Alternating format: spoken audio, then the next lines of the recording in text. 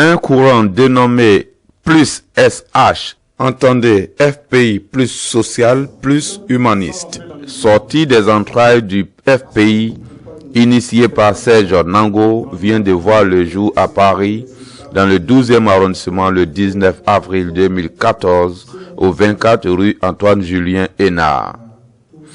Cette coordination européenne est dirigée par Claudel Djidji.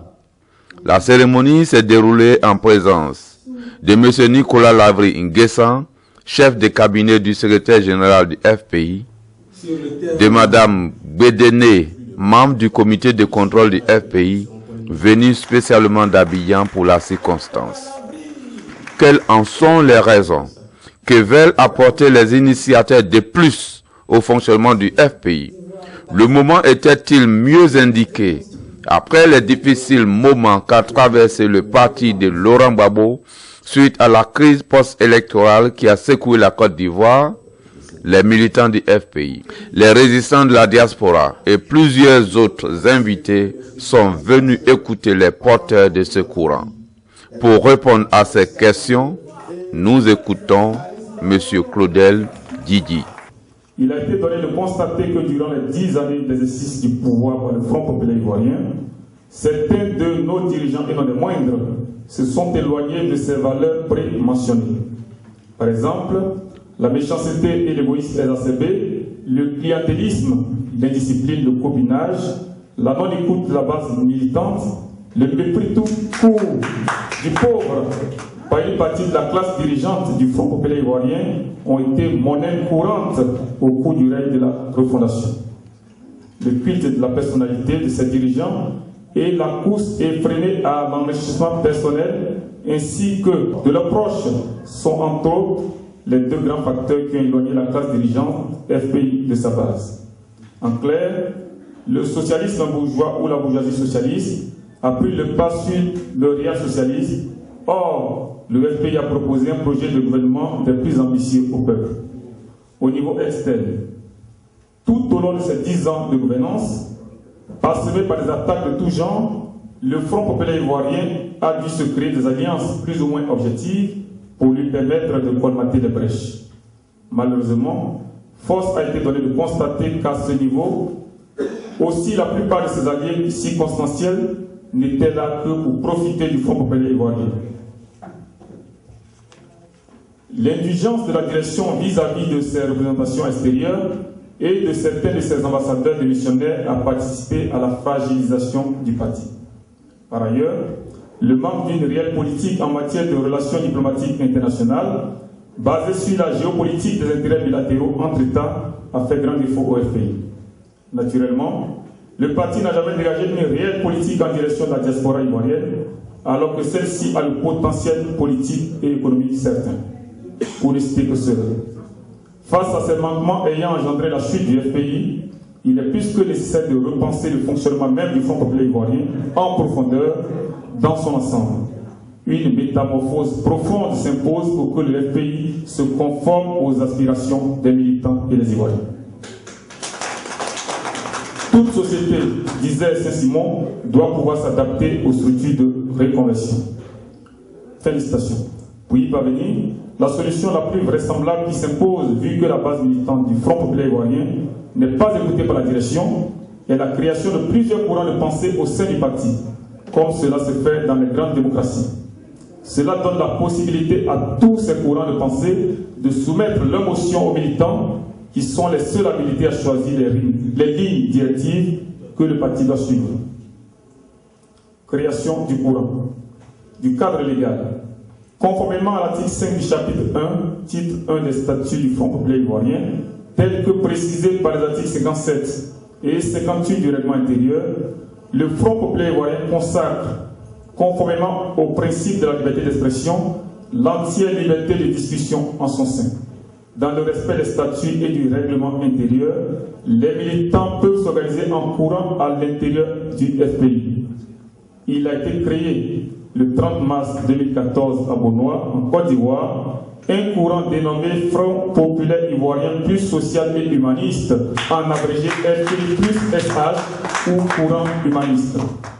Le courant humaniste regroupe en son sein tous les militants et sympathisants du Front populaire ivoirien qui adhèrent à sa ligne idéologique. Les objectifs du courant. Les objectifs fondamentaux du courant Front populaire plus social et humaniste est de corriger en profondeur les tâches ci-dessus citées qui hypothèquent l'avenir du parti et d'y instaurer un peu plus de social et d'humanisme. Pour atteindre ces objectifs, le courant humaniste du FPI veut donc instaurer un renouveau plus contradictoire, mais pas belliqueux et indiscipliné, plus respectueux des valeurs et des idéaux du socialisme et de l'humanisme pour en définitive amener la direction du parti à faire d'une réalité son slogan qui est d'abord le peuple. Parce qu'on ne demande pas une autorisation, je crois que le professeur l'a suffisamment éclairé.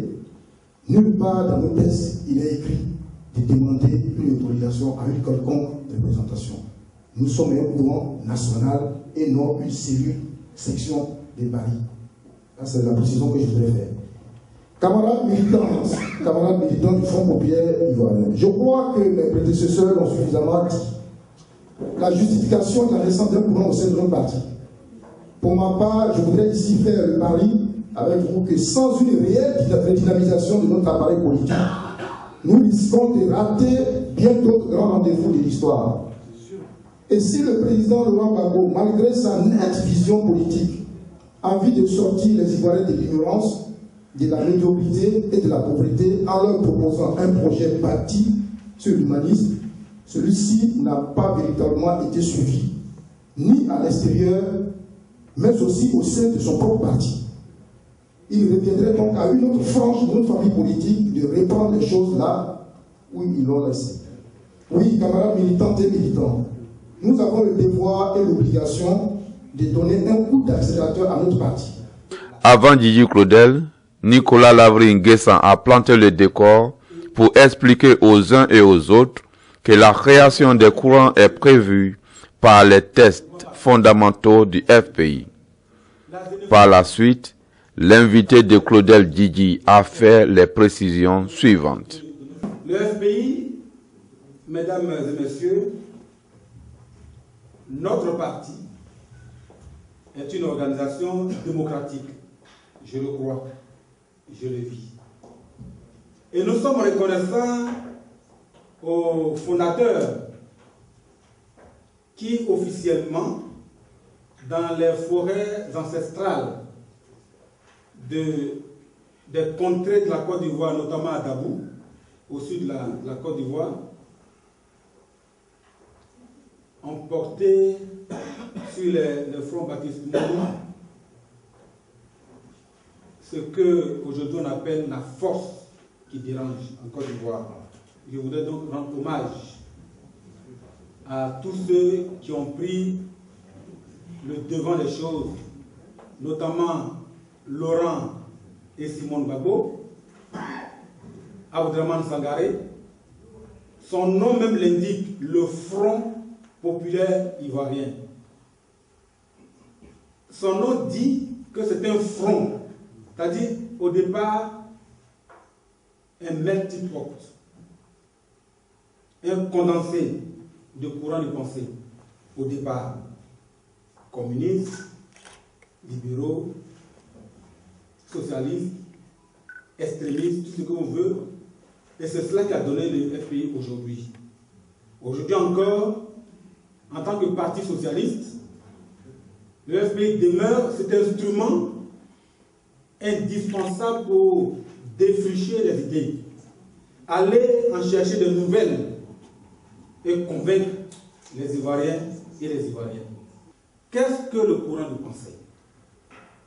Le courant de pensée, chers amis, représente les différents concepts, tant philosophiques que scientifiques, issus des réflexions portées sur la pratique politique dans un parti politique.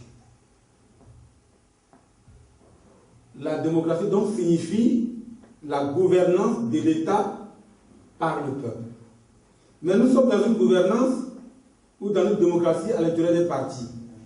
La démocratie se caractérise par la supériorité du pouvoir populaire dans un gouvernement ou par le contrôle de ce gouvernement par le peuple. Si c'est la direction, donc l'État, qui contrôle le parti, c'est la dictature. Si ce sont les militants qui contrôlent le parti, c'est la démocratie.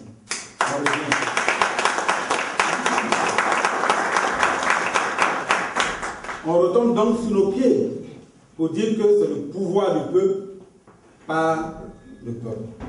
Donc le pouvoir du parti par les militants. Dans une démocratie qui fonctionne, toutes les personnes ont droit à certaines libertés fondamentales, notamment les libertés de penser, les libertés d'expression, donc de parler, les libertés de se déplacer, les libertés d'association et de la diffusion de l'instruction et de la bonne organisation des informations des militants. Ainsi donc, camarades, les droits de l'homme ou les droits du militant sont mieux défendus dans un système démocratique que dans un système, vous le devinez bien, autoritaire, qui limite les libertés, ou totalitaire, qui s'appuie sur un mode de pensée et sur des institutions qui ont le monopole de l'activité politique. Les militants doivent avoir le droit d'exprimer leurs opinions, je dis bien leurs opinions, au pluriel, sur les questions politiques dans leur ensemble, sans crainte de représailles par la direction du parti. C'est une condition essentielle. Les militants doivent avoir le droit de former des associations et organismes indépendants, y compris des courants et groupes d'intérêt politique indépendants de la direction. C'est ça le parti politique démocratique. Mais ces alliances ne doivent pas influencer la politique intérieure d'un parti politique. C'est ça la démocratie. Un parti politique se crée pour se faire élire. C'est important. Il se crée pour exercer le pouvoir et de mettre en œuvre un projet politique.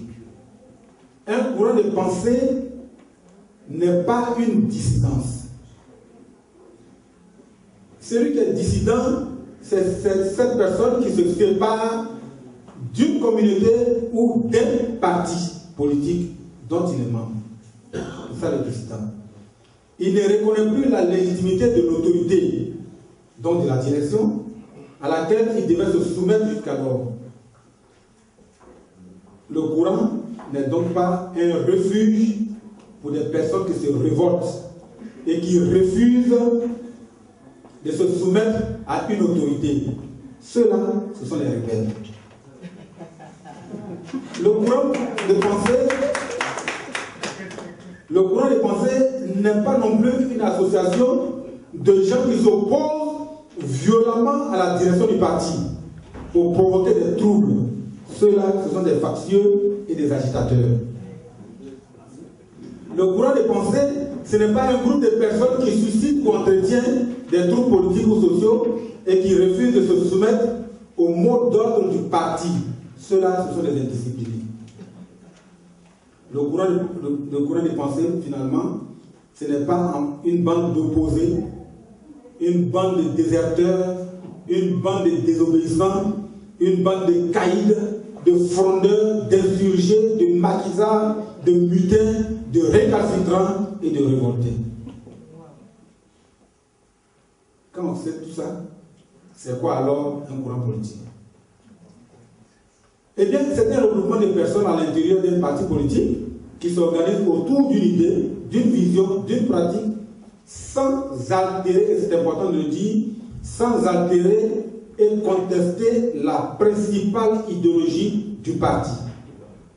Le FPI est un parti politique un parti socialiste, on ne peut pas remettre ça en cause, quels que soient les courants qui vont se créer dans ce parti. Si tu dis autre chose, tu n'es plus FPI. Donc les courants se plusieurs. Tâchons donc d'être le fer de lance de la refondation de la Côte d'Ivoire en commençant par refonder nos vécus militants et notre référence politique.